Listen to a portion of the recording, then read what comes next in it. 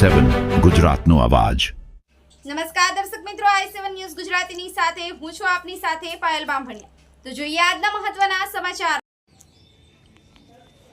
ઉમરેઠથી અંબાજી પગપાળા સંઘ નીકળ્યું સુવર્ણ શિખર પર ચડાવાશે 52 ગજની ધ્વજા, જેમાં જય અંબે ગ્રુપ ઉમરેઠ દ્વારા અંબાજી મંદિરે સુવર્ણ શિખર પર 52 ગજની ધ્વજા ચડાવવામાં પુણ્ય કાર્ય માટે આજે ઉમરેઠના વાંટા સ્ટ્રીટથી ભવ્ય પગપાળા સંઘ ભક્તિભાવ સાથે નીકળ્યો હતો। વાંટા સ્ટ્રીટના ચાચર ચોક ખાતે માતાજીની મહાઆરતી બાદ મંગળઘોષ અને જયકારા સાથે સંઘને વિદાય આપવામાં આવી હતી।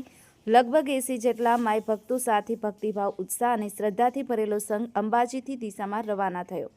દર વર્ષે યોજાતી પરંપરા મુજબ આ વર્ષે પણ ઉમરેઠ જય અંબે યુવક મંડળ દ્વારા પગપાળા સંઘનું સુંદર આયોજન કરવામાં આવ્યું હતું, જેમાં મહાઆરતીનું આયોજન કરવામાં આવ્યું હતું। શહેરના નાગરિકો અને માય ભક્તોએ મોટી સંખ્યામાં ભક્તોએ લાભ લીધો હતો।